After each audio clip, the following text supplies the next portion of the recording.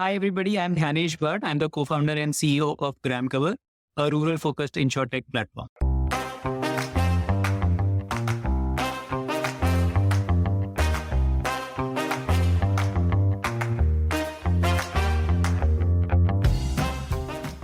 Fundamentally, an insurance company is the business of transferring risk. It takes individual risks and transfers it to a group of individuals, thereby reducing the maximum loss of individuals.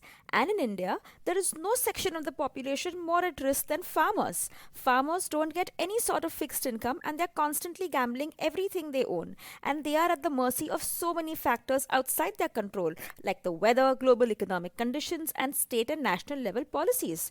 This is what makes a company like GramCover so important. It is the only insure-tech startup that is focused on expanding the insurance space in rural India, and it is making use of some very unique strategies to sell low-ticket size insurance to the bottom of the pyramid.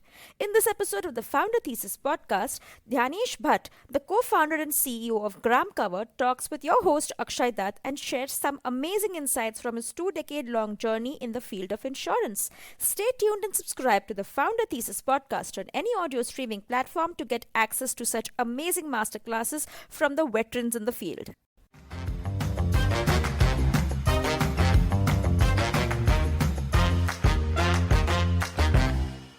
I joined ICICI Lombard from campus in 2005. Actually, at that point of time, ICICI Lombard was just starting their rural and agribusiness division. So they had come to campus to recruit people for the rural and agribusiness division. Sure. So I, at ICICI Lombard, as I was mentioning, right, I started my journey with corporate insurance. So I kind of, was in Ahmedabad for the first couple of months and I moved to Mumbai in 2006. From there, I think it's the standard journey that you would have as somebody who's working in a large corporate setup, right? So started with and the bottom as a relationship manager, working with multiple clients, kind of, then worked with a larger set of customers, worked with larger clients. So worked across different domains. So worked across telecom, worked across the oil and gas, for a bit, worked across aviation, worked across large government institutions also, and then some and other MNCs as well.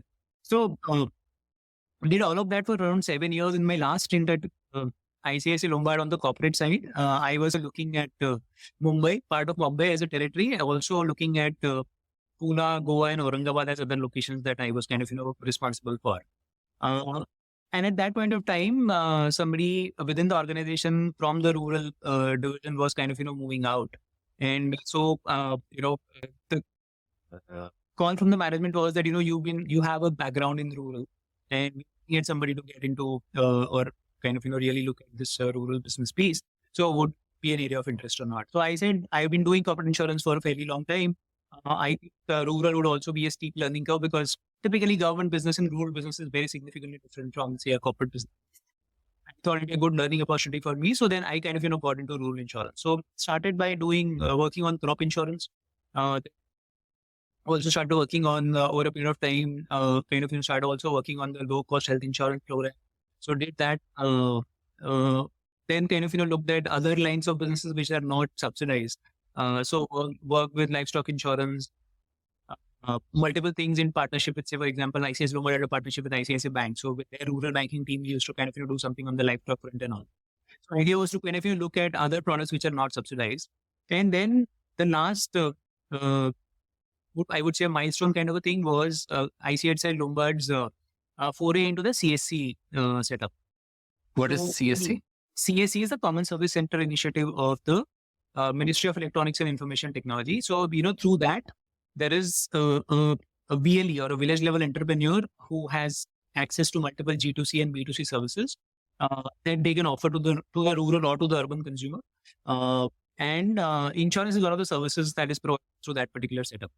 Okay. Right. There's like that ITC had that e-Chapan or something like that. It's just Similar to that, but ITC e-Chapan would have been limited to ITC products.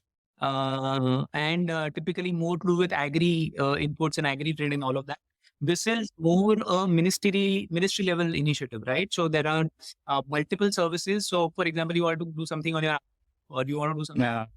So a lot of G2C services and B2C services provided through the CSC setup. So ICICI Lombard had, I think, evaluated the opportunity at some point of time in the past. But 2017, we revisited the part of something that we called as a white spaces initiative. We were identifying new opportunities, and I worked on the whole CSC initiative. We looked at how it has grown over the last couple of years. What are the chances of really this getting into a larger space? So we made the case, presented it to the management, got the approval to launch the initiative. Then launched the initiative, did the tech integration bit, and then started with around 4 states in which we wanted to roll this out. So that was another 1.5 years. And what products did you roll out? So typically personal accident and motor insurance. So motor insurance obviously is a large part of what happens even to the CSC network. So and motor insurance is the non-subsidized business. Just tell me the difference between the subsidized and non-subsidized business. So what all is subsidized?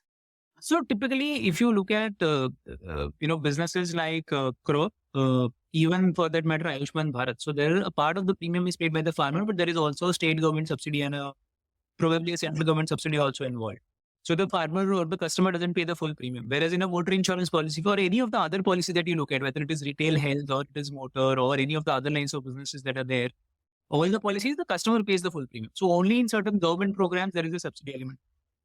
Okay. What percentage of ICICI's business was subsidized? I think a small percentage, I would say maybe around 15 to 20% at any given point of time.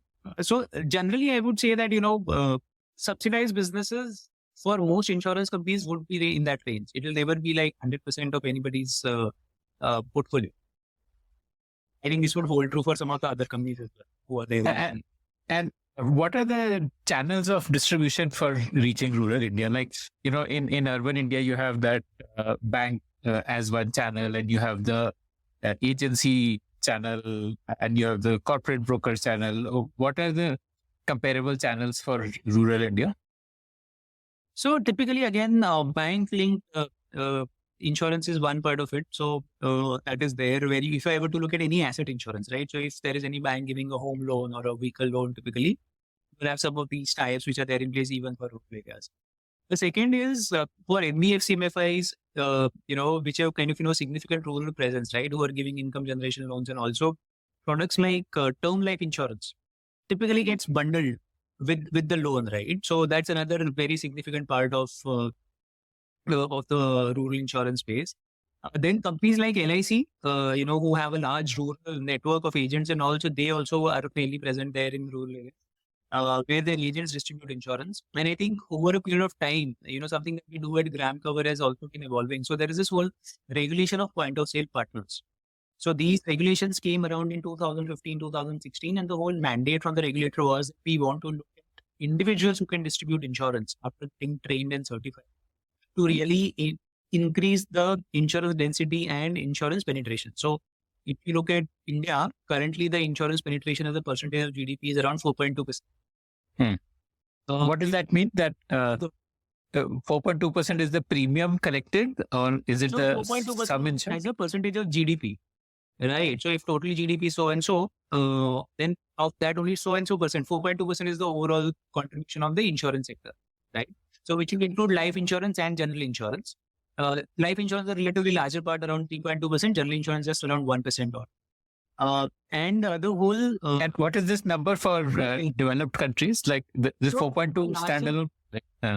So for larger Asian economies, I think it would be in the range of around 6%. For the highest would be probably in the range of around 10 to 15% also. So this is in terms of insurance penetration. The second is insurance density, which is the per person premium that is paid, right? So India's number is around $78 and the global average is around $800. So there again, it is like 1/10. It's also, I would say it's also a reflection, or it's also a function of the economic, status of the country, right? So as more economic prosperity, as you have more disposable, as you have more assets, typically the scope of insurance goes on increasing, right? So that's how it is. And, so the mandate was that can we also get insurance distributors who are individuals who could align with insurance companies or align with insurance intermediaries like ourselves.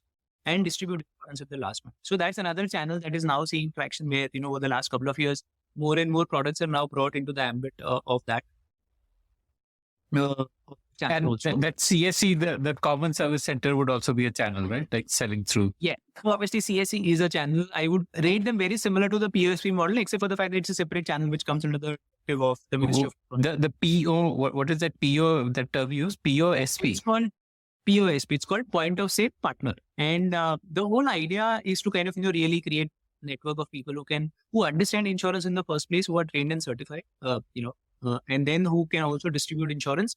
Tomorrow, if there is a claim or if there is any support required, then the expectation is that, the person who would have taken the insurance from Point of Sale Partner would kind of, reach out to him and say, hey, I have a claim. They in turn can reach out to us. And then we in turn can kind of, help engage with the insurance companies in the settlement of. So this Point of Sale Partner is the same as an agent, right? Like, right. Similar. What is the except for difference? fact that, so two things. One is the regulation and the kind of products that they can sell. So typically there are certain products which are defined as, Point of Sale Partner, POSP products, which can be kind of, distributed by them. These are generally simple, easy to understand, low ticket size with only. So these POSPs don't have to clear the IRDA exam.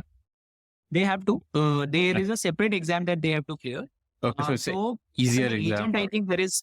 With an agent, there is, I think, a 50-hour training that is required. With a Point of Sale Partner, typically it is a 15-hour training that is mandatorily required. And what happens is, as an agent, typically there is an IRDA exam that you need to pass. So when the Point of Partner guidelines were launched, they had a similar, I think, thought process in place, saying that there will be an IRDA exam that you need to take. But over a period of time, they realized that it's fairly cumbersome because the number of POSPs is going to be much larger than the number of agents.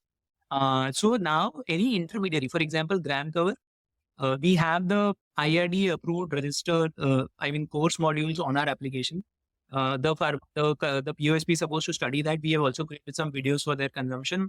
And over a period of time, we have it right now in English and Hindi, but probably we'll have more vernacular languages going forward. And the thought process is that they will undergo that study material, they will go through it, all of that, and they have to take a test. Test is administered by GramCover on the application. It's a multiple choice question. There's a minimum threshold for passing. And once they pass that exam, only then they get access to products. And we also report this data to IRDA on a monthly basis of all the people who kind of, registered and certified as our Point of Sale. So every insurance company as well as intermediaries have that ability to kind of, administer the exams and kind of, register and inform the IRDA saying these are the people who are registered with us. And these POSPs earn the same commission as an agent, or is there a difference? Yeah, almost the same only. So, as an agent of an insurance company, you typically get to sell products of one insurance company. As a Point of Sale Partner of an intermediary, typically depending upon the types that the intermediary has, there is more choice.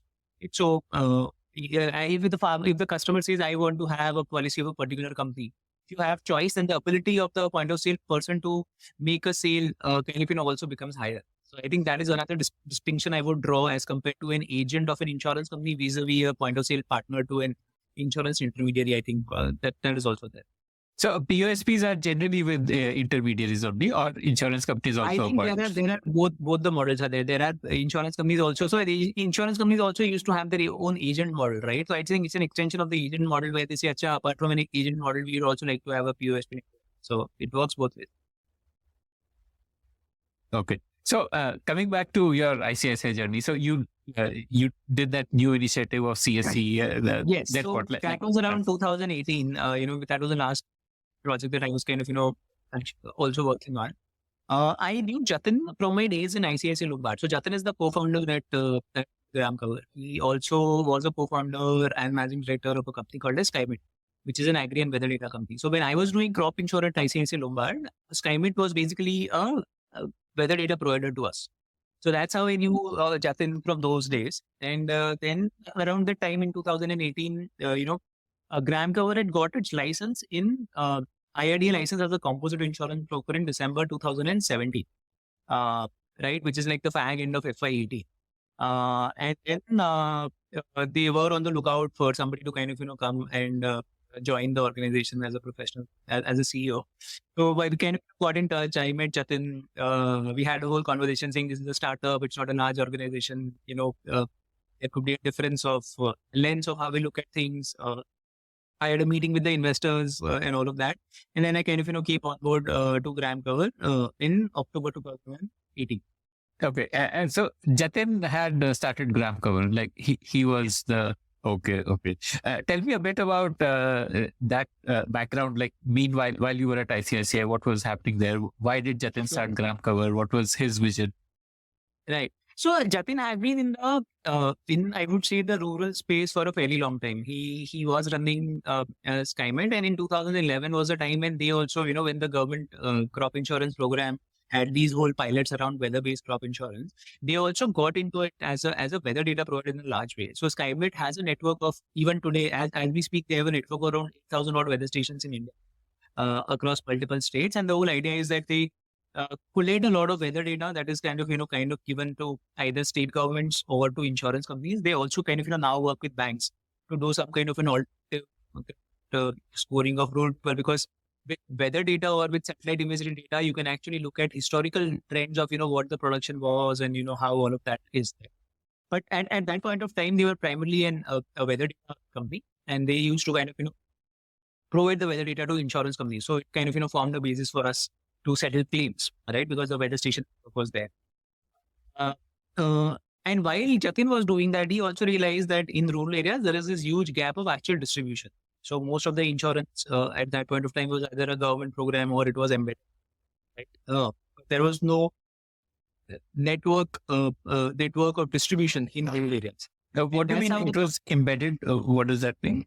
So, which I was mentioning, right? Saying MFI, NBFCs, they typically have insurance is built into the product. Products. If you give a loan, you automatically get life insurance, a term line, which is equivalent to the value of loan that you've taken, right? So there is some amount of financial protection for the financial institution, plus there is amount of protection for the beneficiary. So that is where he realized that, okay, there is this space in insurance distribution in rural. Also, Jatin, because by the virtue of his being in crop insurance as a data provider, he also understood and he had experience on the agri insurance side also, right? So so the whole thesis at GramCover was and is to kind of, start with crop insurance. So when we started the journey, we were primarily doing crop insurance. So FY 18, couple of months, we started by insuring 1,000 farmers in Himachal. And this is like unsubsidized or subsidized, this crop insurance? Subsidized. Crop insurance inherently is subsidized. Like there is no such thing as an unsubsidized crop insurance. So there is, and I will talk about it. Doesn't fall under the purview of the government crop insurance program. Government program on crop insurance is subsidized. And the whole idea was that you do the first level of insurance for the farmers, right? So FY 18, FY 19, FY 20, I think most of our business was crop insurance. So we grew from 1,000 odd farmers to 2 lakh farmers to 12 lakh farmers, across FY 18, 19, 20. Most of our business was at that point of time crop insurance. And this was like as a insurance broker, like there were multiple insurance companies whose products you would sell. Right. So as an insurance broker, we obviously work with multiple insurance partners. So we work with AIC, we work with United India, we work with ICICI Lombard, we work with HDFC Ergo. We are currently working with Bajaj Allianz. We are currently also working with Reliance General. So there are 6 or 7 odd companies that we have worked with. And obviously, as I was mentioning, the process was that the state government would select an insurance company, right? Through the tender process. Then the insurance company would in turn then kind of, engage with an entity like ours. And the mandate is to take this government program to the non-loany farmers who are not getting access, right? So the bank is anyway doing the insurance of the loany farmers. For the non-loany farmers, who are, a lot of them are small and marginal farmers, the whole idea is to kind of, really take insurance to them. Right? So that's where we started. And over a period of time, we kind of, grew that significantly. And what is the way in which you grew it? Or like, even before joining, how did they grow it? Was it like feet on street? Like you built up a sales team? And yeah. So it's like a POS, the POS model that is there. So, there are a lot of people that we know. Jatin has been in crop insurance for a fairly long time. I have been in crop insurance for a fairly long time. Our chief business officer, Praveen, he has been doing rural insurance and crop insurance for close to a decade. So there is a lot of synergy in the team in terms of understanding how crop insurance works. So we know these geographies, right? So there are certain states in which we are working. So there is West Bengal, there is Assam, there is AP, Telangana. We are doing some work in Bihar, we're doing something in Jharkhand. So we know these geographies and we know how crop insurance operates, right? So we were able to work with people in these geographies to really take the insurance distribution to the last minute, right? So once the insurance company gives us a mandate, we engage with the insurance company, we engage with the regional office, we engage with the district officials and the block officials. We then kind of, do a lot of work around, say, for example, giving radio jingles or kind of, doing some kind of a marketing activity, all of that, to kind of, doing a lot of farmer meetings and all of that. And then onboard these farmers into the program. So that's how it generally works. So it is like a last mile connect through a network of people that work with us.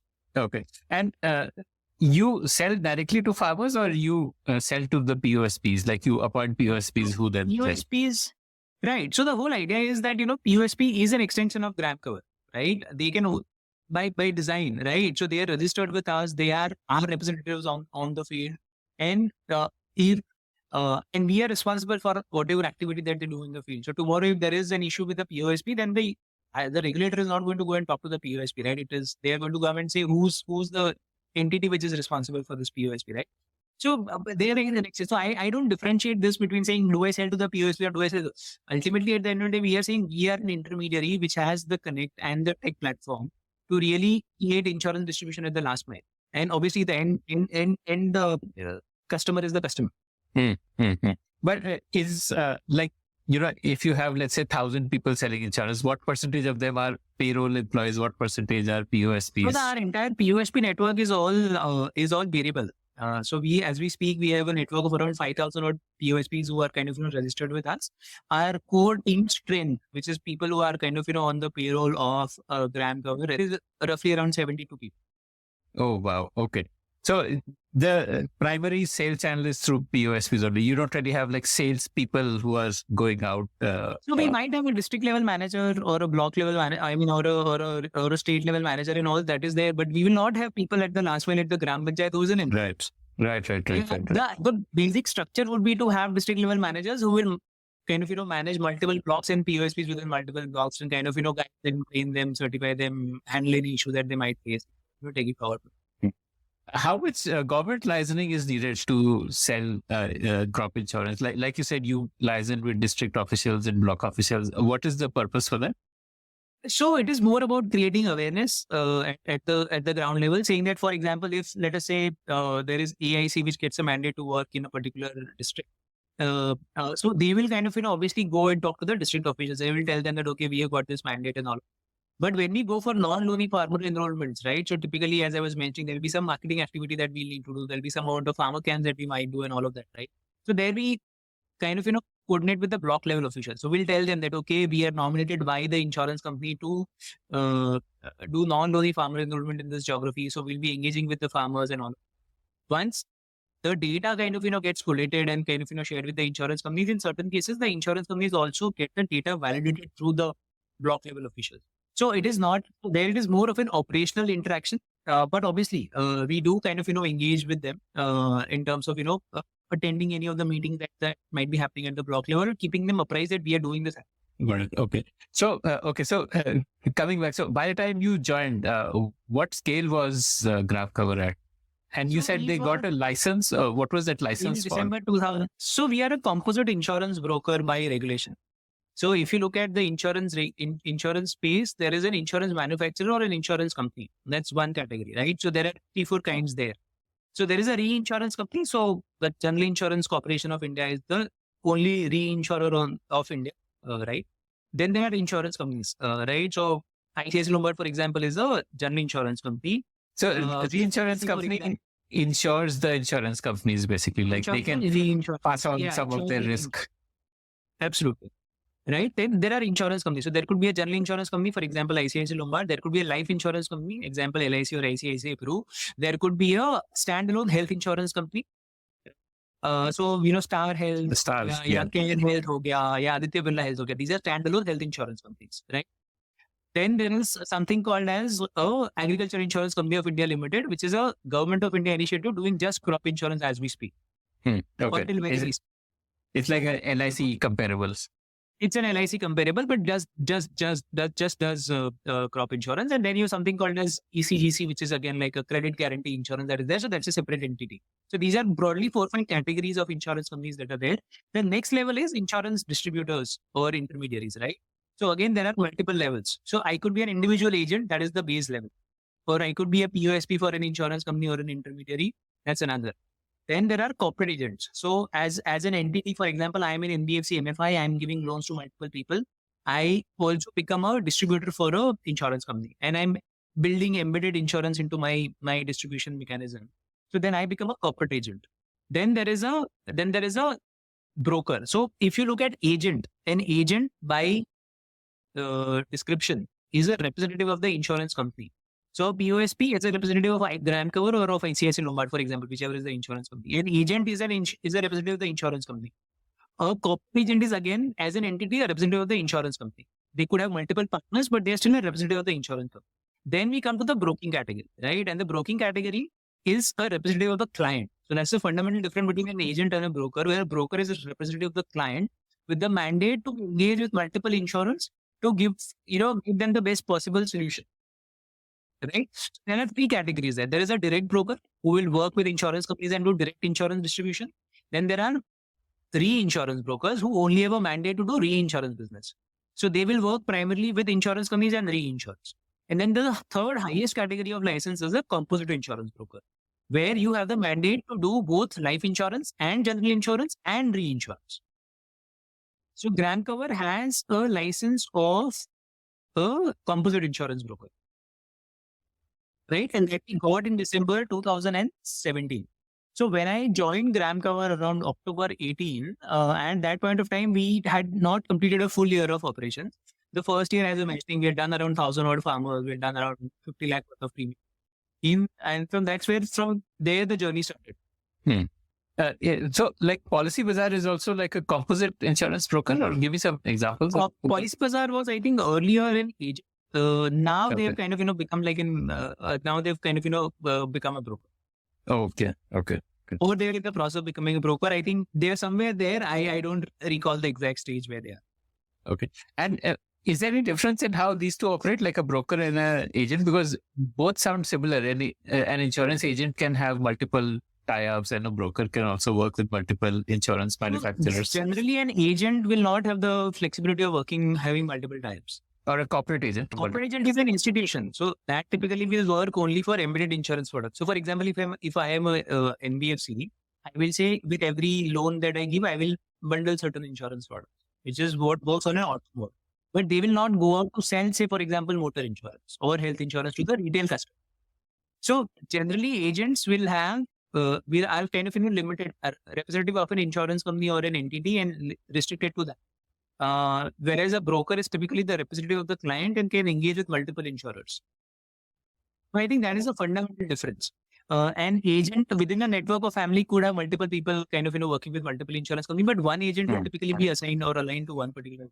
Okay, got it. And like as a corporate broker, you can have like a negotiated pricing for your set of customers and things like that, because you are the customer representative. So you can have like more customized products.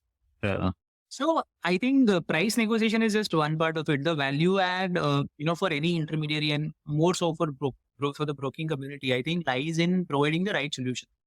So let me give you an example. If I am looking at a health insurance policy, a very simple product, let me talk about a product, right? So there is a product called as HospiCash. What it basically means is that if you're hospitalized for more than 24 hours, there is a fixed payout that you get. 500 rupees per day, 1,000 rupees per day, whatever is the pre-agreed value. Now, if I want to offer these to women customers who are, say, partnering with an NBFC or getting a loan, if I have a cover which does not cover pregnancy or does not cover maternity, then it is something that is an issue, right? Because there will be a part of the population which will have maternity during the course of the year. And those claims will not get paid. Right? So I think as an insurance intermediary, as an insurance broker, I think the role that we play is to kind of, ensure that the policy structure is aligned to whatever the exposure is.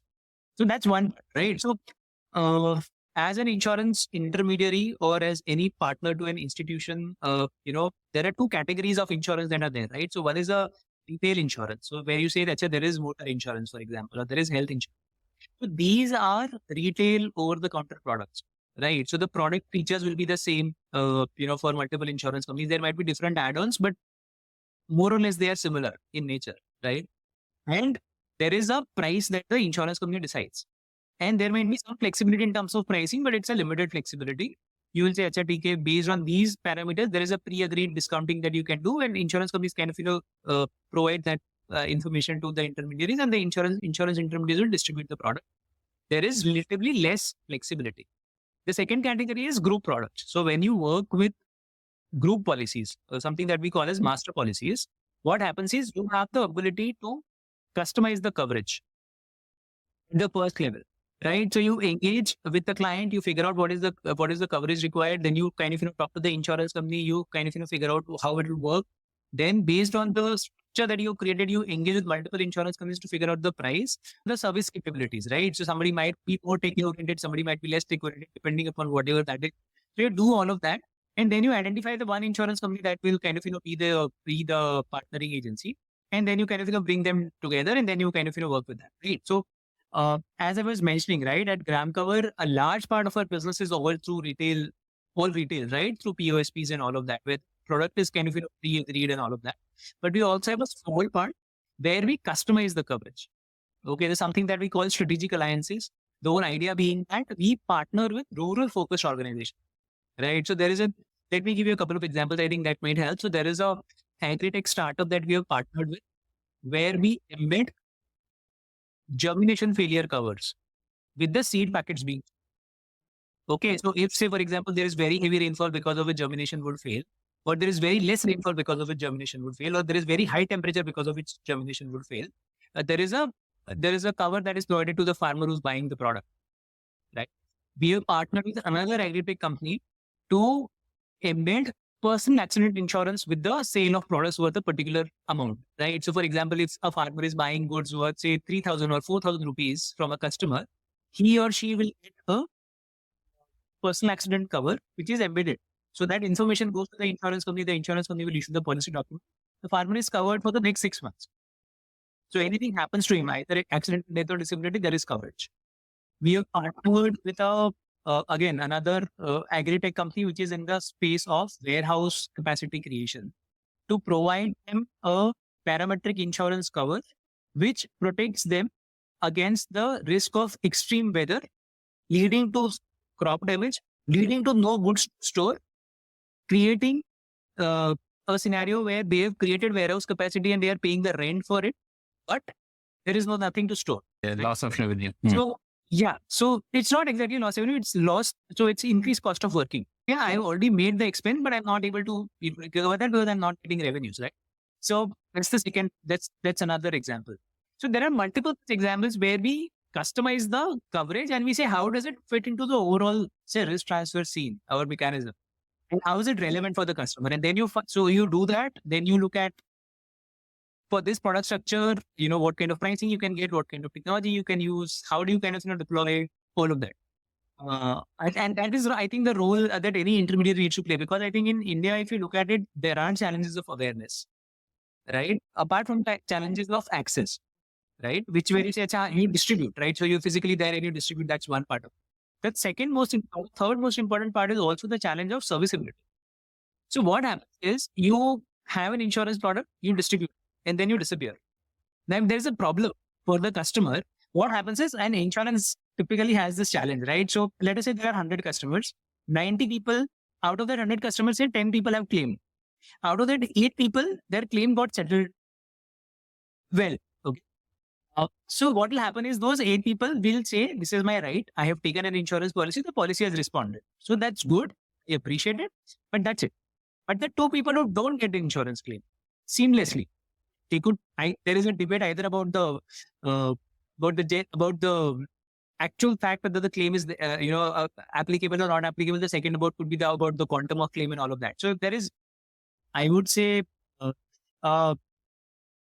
disagreement over there, right? Then you'll always hear these things, and you see these examples even on LinkedIn, for example, right? Where people say, I this insurance company, we did not have a good experience. This is not for.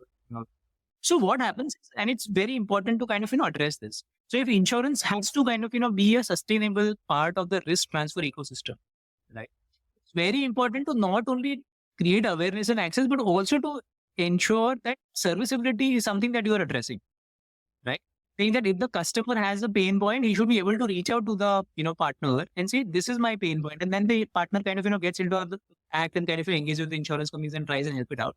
If for rural population, I think it's fairly relevant, right? Because at the end of the day, the insurance policy is a legal contract. And then some people might understand it fully, some people might not understand it fully.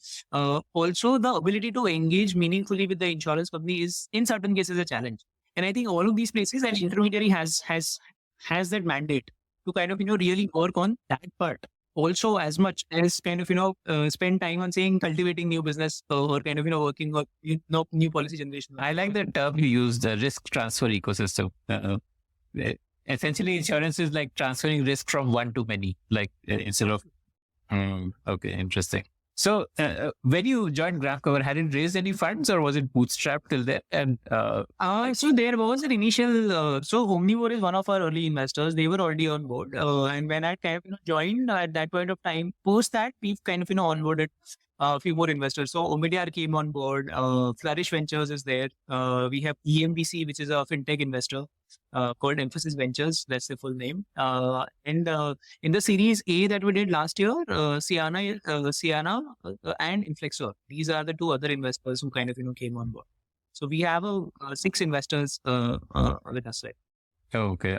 So they'd done like a seed round before you joined. Yeah. They had done a seed round before I came on board.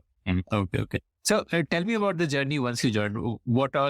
In what way did you meaningfully change the trajectory? Did you bring in more technology? Did you bring in a better go-to-market strategy, or did you do work on better products, or just help me understand the journey after you joined? No, I think that is, if I were to kind of look back in the last 4 years, one is obviously the scale at which we operate has changed, right? So when I came on board, we were around 20 people. Currently, we are around 70 odd people.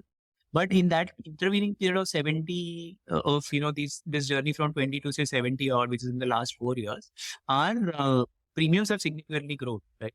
So from 50 lakh worth of premium in FY18, in FY19, around 12.5 crores of premium. In FY20, we did around 50 crores of premium. In FY21, we did around 110 crores of premium. In FY22, we have done 280 crores of premium. So I think this has been a significant journey for us in terms of the scale at which we operate, right? So starting from working with, say, I was mentioning 1,000 odd farmers to 2 lakh farmers to 12 lakh farmers to 16 lakh farmers. Last year, we worked with close to around 42 lakh farmers, right? So it's a significant scale. The second, I would say, has been the journey on the technology front. So, we have been working on the technology side, since inception. We have our own in-house technology team. We've been working on multiple products. So, we started with crop insurance. Today, we have motor insurance. We have a bit of health insurance. Some of these group products we kind of, are able to distribute through our platform. So there is an ongoing journey. I think the larger vision would be to have like a 10 by 10 matrix. So have 10 odd products and 10 odd insurance companies who are offering those products, so that the point of sale partner working with us has enough choice to cater to what the customer is looking for, and also provide enough options in terms of risk transfer solutions. So I think second is the whole journey on the product side, right? So as I was mentioning, for the first couple of years, we were primarily a crop insurance company. But last year, almost 35 to 40% of our revenues came from the non-crop side, right? And motor is the major drivers for us, obviously there. The third part, obviously, as I was mentioning, we've done we've been able to raise some funds during the process. So last year, as I was mentioning, done our Series A. Also, the team has grown fairly significantly. Plus the whole, I would say, the group business that we talk about, where you customize the products for in conjunction with the client and then engage with insurance companies. That's been another area of how we are able to kind of contribute meaningfully. So that's another way of really engaging with the rural ecosystem and kind of growing the methodology or the models in which you kind of make insurance a meaningful part of the conversation. I would say these are more broad things that immediately come to mind of the traction that GramCover has seen over the last 4 years. This is phenomenal growth from 50 lakh premium to 250 crore. What is, what is like your customer acquisition cost? With a normal startup, like say Policybazaar, their customer acquisition cost would be like very easy to measure because they would spend money on Google and Facebook ads and so on and so forth. What is the cost for you for customer acquisition? And does it grow most of our linear? Is there a linear relationship? Like more premium means more cost also, or like what is that like? So for us, I think the whole cost that we incur is majorly in terms of the POSP network creation, right? Saying that, okay, we have to engage with them. And most of the training or certification that we do, that's all on the application. So obviously there is a cost that we incur, but it's more in terms of, creating the network of POSPs and then obviously engaging with them and taking things forward. We don't have, because we are rural, I don't think we have a lot of people who are kind of, who will try to target through social media. There are, obviously there'll be some such people who will be more active on social media, but it's not like the primary go-to market for us. So it's through our POSPs that we kind of typically engage. And that's where, our expenses or the cost is also along those lines. It's a small network as of now. We are around 5,000 odd people in a country with 600,000 villages and 250,000 odd gram panchayats. So I think it's a long, and as we grow, these things will evolve even further. But that's where we are at in terms of, cost of acquisition is more towards creating the network and activating it rather than major spend in terms of, say, Google or anything. And this would not be like a linear relationship, right? It's not like for every 1 rupee more of premium, you need to spend 10 paisa or whatever, 1 paisa on. So no, I think the whole idea is that as you create so there are, I would say, 2 or 3 key levers, right? So the first is the number of products that you have on the platform, which basically enables the point of sale partner to kind of. So that increases your average revenue per partner or average revenue per buyer. Correct. So that's one. The second is the network itself. So once I start creating the network and we have a larger network, right? So one is the incremental cost. If you're doing a good job, if you're working well in the rural ecosystem, over a period of time, I would say that a lot of my growth of my partner network will happen by word of mouth. Because a person who's working with us would probably recommend that, okay, there is GramCover, there are multiple products, they have a good system and all of that. We'll have more partners coming on board. So creation of the network should become less expensive as over a period of time. Similarly, I think the second most important part is the lever of activation, right? So activation and engagement. So I might have a network of 5,000 odd partners. What percentage of them are over a period of time? I would want to move into a territory where a larger percentage of them are active. So that again kind of increases the revenues that we get from the same network. The third is, as I was mentioning, it's more on the ability to engage meaningfully with the partners, right? So today, as I kind of develop the technology platform more and more, a lot of frequently asked questions could be addressed to that. A lot of product information could go through there, right? So technology, as we kind of scale that, apart from being a platform where you can do transactions, if it also becomes a platform where you are getting nudges, where you are getting additional information, all of that contributes to making the whole process more cost effective. So I would say that as the network of partner grows, I would say all the associated costs that we have on a per unit basis, so overall quantum might still go up, but the per unit cost that you associate typically over a period of time go down. Right. But by increasing your average revenue per partner using technology, you have that leverage there. Okay. So essentially, I'm guessing that your tech stack is focused on the partner. Like he's the primary user for your tech stack, and you want him to be more engaged and more active and sell more and increase. So what are some of the things you're doing there to like make him successful? So I think it is, as you rightly mentioned it is completely focused on the partner app. So we are not a direct to customer platform. We are an assisted tech platform. So there is a GramCover partner application, which is there on Android, which is used by the point of sale partner. So, the first step for them is to download the application. They give their credentials. So basic information is taken from them. Their credentials are created. The first thing that we do is we do the training and certification. So till that point of time, they don't get access to the product. Once that is done, in the meanwhile, so once they get certified properly and they kind of, get trained and certified by us saying that they have passed the exam and they are now certified, they will get access to products. What we also do is that we have created wallets for each of our partners. So in the rural ecosystem, we realize that there might be certain scenarios where for low ticket size products, customers might want to have alternate mechanisms of paying premiums. Everybody might not be using a credit card or a debit card. We have facilitated partners with wallets also, right? So there's like a lot of tech that goes into the payment part of it also, right? Mm-hmm. So the way of collecting people. So like they can take cash and use their wallet to make the transaction. So they can take cash. They can actually send a link to the customer where if say customer has Google Pay. Now we have seen Google Pay, Phone Pay becoming more, common even in rural areas where there is a smartphone. So for a part of the population who don't have a smartphone, obviously none of these options will work. But where there are smartphones, there you see some people kind of operating Google Pay, Phone Pay even there, right? So they can do that. They can use typically a credit card, debit card, that is also open. But those options are also there. Now we've also tried to simplify the journey of onboarding a customer, right? So for example, traditionally, if you wanted to even digitally capture information, you will say, "Acha, show me your iCard," and I will kind of manually type that information. But for example, we can just scan the QR code of Aadhaar, and those 8 or 10 information fields which are captured in Aadhaar, they can come. So we have done some of those things also to ensure that the data entry is being done seamlessly. There's not too much time and effort wasted to kind of do that. Right. So starting from collection of the client information, to showing multiple insurance companies as options, to collecting premiums, and digitally ensuring that the policy copy is sent across to the customer. So we have done back-to-back API integrations with insurance companies on multiple products. So then what happens, as soon as the transaction is complete, right, the customer will receive an SMS saying, "Here is a link to your policy copy document," and they will have a PDF that they can download. So typically for customers who don't have a smartphone, that will not work. But the general expectation or the general trend we have seen is that within the house, there is at least one smartphone, right? So the son will have it, or the daughter will have it. Somebody with the family will have it, right? So then they can access it there, right? And obviously at any given point of time, this particular document is also available with the point of sale partner, right? So tomorrow if there is a claim, and the person reaches out, he or she can help him. And this document is available in vernacular language also, like? No. So most of the policies typically are still in English, fortunately, unfortunately. There is a mandate to kind of, move to vernacular, but I think that is still a journey.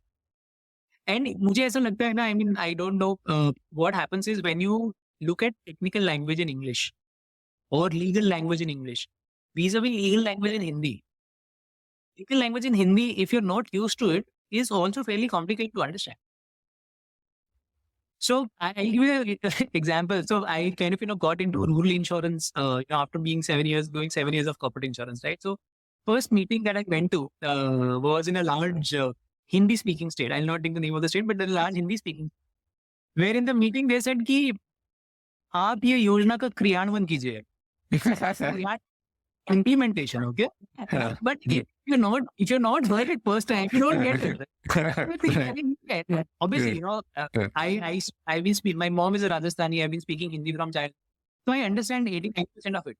But when you look at legal, so if you look at either government language or legal language or technical language in Hindi, it is not something that will come very naturally to you to understand.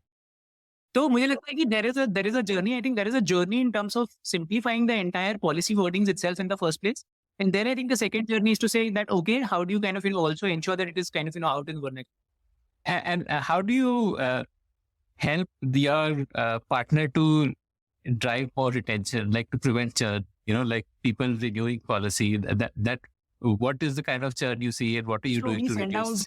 We send out renewal information to the client. We send out renewal information to the point of sale partner also, saying that in the next 30 days, in the next 45 days, these are the renewals that are there. It's very basic at this point of time. I think there is a lot more work that we are planning to do on this as we kind of, grow. So there's a significant amount of data that actually comes to us, right? So in terms of being able to kind of, suggest to them, saying, okay, this customer that you did crop insurance for, he will most probably have a two-wheeler. Why don't you go and have a conversation with them about two-wheeler? Okay. Cross-selling. There's a lot of work.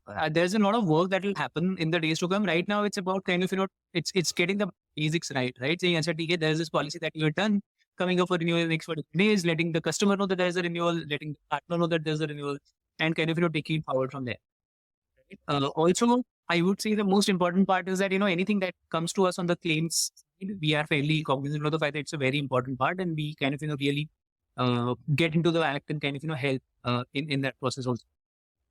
Even in terms of crop insurance, where I don't have a role to play in terms of settlement of claims, at least in terms of passing information by connecting with the insurance company and sharing that with the farmers, that is also something that is key to kind of, letting them know. Because unless you take care of that, the renewals are going to be extremely difficult, right? And a customer lost in insurance generally is lost forever, because that if it is because of a claim pain point, then they will always feel that insurance companies take premiums, but they don't support at the time of claims, and what is the point? And once the trust is lost, then it's very difficult, right? So I think the most important part is to kind of ensure that the trust does not. What renewal rate do you see generally? So our again, generally what we have seen, crop insurance is the one where we have got maximum experience. So there again, depending upon whether a crop is cultivated by that farmer in the season or not, our general experience has been that we see 50 to 60% farmers coming back to us in the subsequent season. And I would say it's a factor of both the things, saying somebody might be working this year, they might not be working in the next season, they might be working next season, might not be working this season. Plus, I think our ability to kind of, really keep on, I don't think we have completely pushed the market as you're mentioning, right? Crop insurance, again, maybe of the cross crop area is what is covered. I think there is significant headroom to kind of, more and more farmers onboarded to the programs. That's What do you think is the hardest part about growing GramCover? What do you really see as the big problems to solve? I think Or the big problems that you already solved, like the hardest things you did. I mean, you could talk of either like past or future, whatever. I think GramCover has a good base from where to really grow further, right? So, we've done the first few things right? So starting from getting a good set of investors to kind of, getting the business model right, attaining a product market fit, getting the basic tax stack in place. So all of those things I think have been to a certain extent addressed, though it is like a work in progress and it will keep on evolving over a period of time. But the legwork in terms of the first initial 3-4 years, right? That is where you have maximum amount of challenges to, I would say, overcome in terms of getting the basics right. I think that has been done. I think journey from here would be about how do you now from here scale it to like a 5x, 10x in the next couple of years, right? That would be the journey.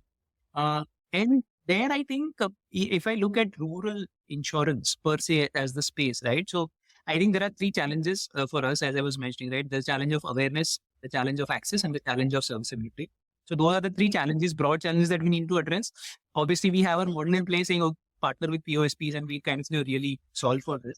Yeah, that access is solved through POSP. Point of sale partners. And there again, I think I would kind of look at and say, creating that network. So we are at around 5,000 odd partners right now. We really want to scale that up. The ideal thought process would be that there are 250,000 gram panchayats. Can we have a POSP in each of the gram panchayat, right? That would be one is creating the scaling the network. The second is the first activation and the engagement, saying how do you kind of, get them to start participating.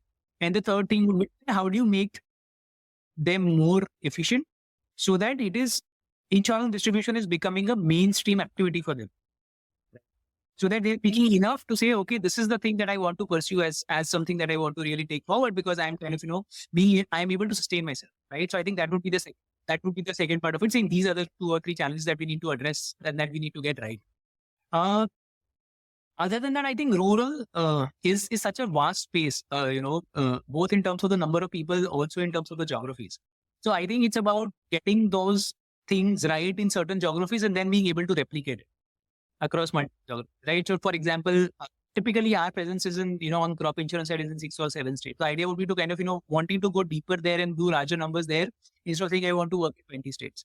But at the same time, if you look at general insurance as a market where you have motor insurance, where you have health insurance, where you have other lines of businesses, there I would want to look at more on larger geographical, right? So balancing that in terms of saying how do you really manage the moving parts of a rural ecosystem. I think that's where it is, right? Because again, with rural, there are also nuances. You're working in Andhra might be completely different from working in the UP, right? So a large ecosystem that is there of rural.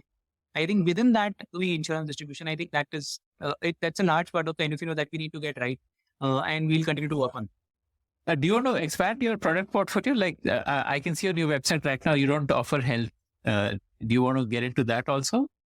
So we are currently working on that as well. We do some amount of health. So for example, we have done benefit health policies, right?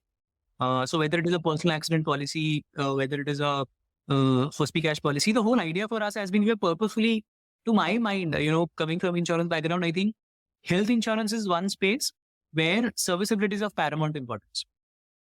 When I look at rural areas, typically, if you are in an urban area, you will typically have a hospital network, right? There is cashless available. You go, you present your policy or your thing, and you say, okay, now this is the policy. So the insurance company will engage with the hospital and it will be taken care of. In rural areas, that cashless hospital network is not really that great. There are some states who do Bharat and all, there the network might be there. But those are typically for the government programs. That network is for government programs, right? So the whole idea is that when you do indemnity health products, it should be backed by serviceable. So when I look at typically we have done benefit health products, so personal accident over hospicash, where it is very, very clear. If you're hospitalized, there is an accidental death or disability, there is a fixed payout that will happen. That is an agreed value and that kind of, gets paid, right? Yeah, the serviceability is robust over there. It's doable, right? Second is hospicash, where you again say if you're hospitalized for more than 24 hours, depending upon the number of days, you will get a fixed amount. And it's a very simple process. It's a small ticket size claim. The documentation is fairly simple. The process is fairly simple. And the servicing is fast, right? So I think we have started our journey with benefit health products as of now. And the idea would be to kind of, get into indemnity products in certain geographies as we evolve. Okay.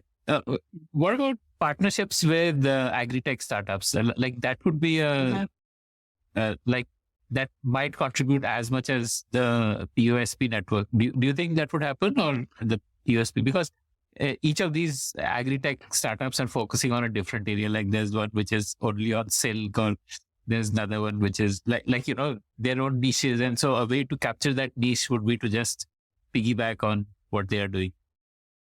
So we have multiple partnerships ongoing, including the silk one that you mentioned. There is an ongoing discussion of kind of, working on a product for them as well.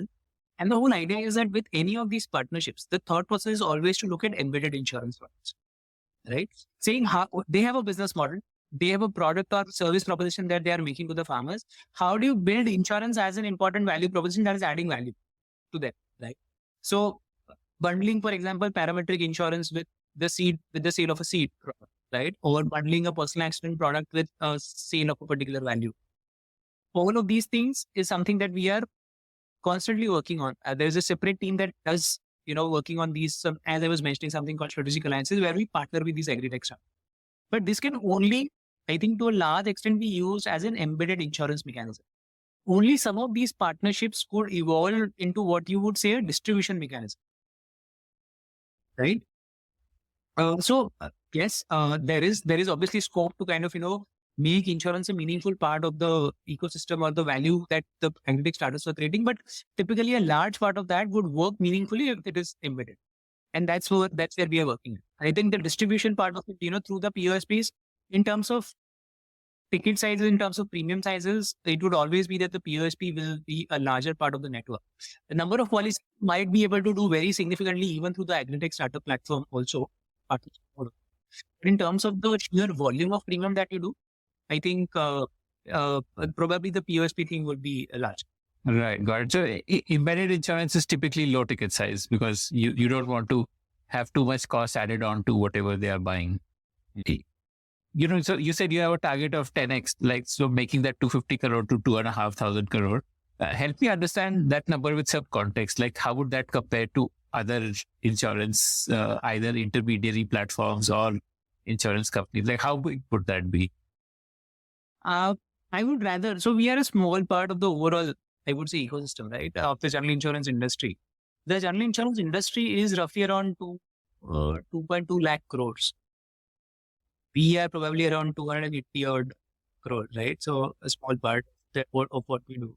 For intermediaries, I don't have exact numbers at the, as a ready-made number to give. But look at it this way. In terms of the headroom that is available, right? So as I was mentioning, we talked about crop insurance, right? So crop insurance, we are saying 50% of the gross crop area is still not covered. India has one of the largest livestock population in the world. It is the largest population in the world, right? We are really scratching the surface there. So maybe 5% of cattle population actually gets insured. Wow. So there's a 95%. Okay. There's a huge headroom there.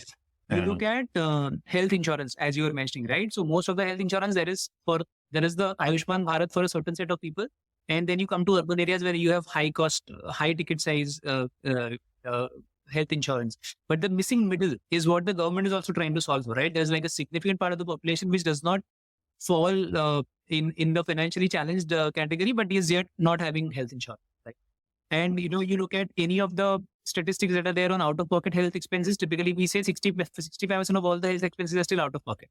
And we have a significant ability to dent somebody's movement economically, right? Because these are all unplanned expenses. Something will suddenly happen. You kind of, have some reserves and surpluses, use all of that to kind of, take care of your medical expenses. And then you suddenly realize that, okay, now we're back where we started, maybe where we were a couple of years ago. If you look at asset insurance, home insurance in rural areas, non-existent. Even in the urban areas, that is fairly not very common. But in rural areas, we hardly see that, right? If you look at shop insurance, I mean, there is a large network of shops, but again, hardly any insurance that happens. If you look at motor insurance, for example, right? So two-wheelers, one of the examples that I was giving about renewals. So I think two-wheelers, if you look at it, maybe around 50-60% of two-wheelers don't get their renewals done. Similarly, you would have challenges on car insurance. Similarly, you have challenges on commercial vehicle insurance, right? So one is the challenge of awareness, which I think for people who are existing users, it's not a challenge. But for the second challenge is the challenge of access, right? So if I'm staying in a village, I have a day job where I kind of, get paid on a daily basis. You tell me you have to go to the Tehsil office of any insurance company, and then there you will get your insurance.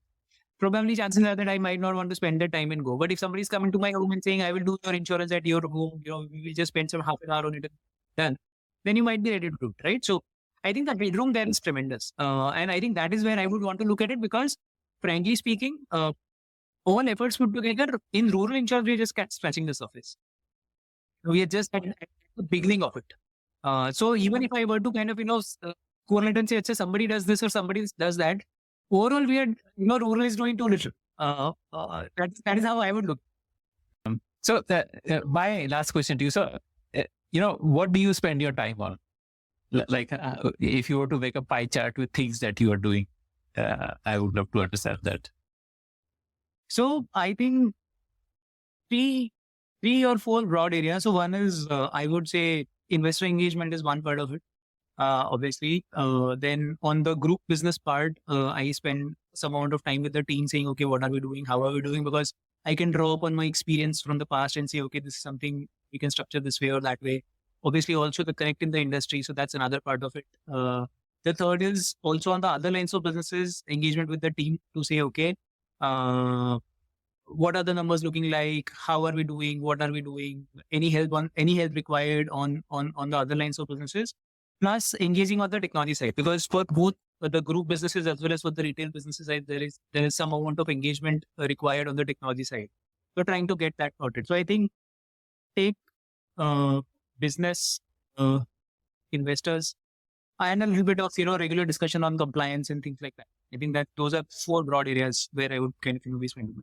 Yeah. Do you also like travel to rural areas, meet farmers and stuff like that? Like, absolutely.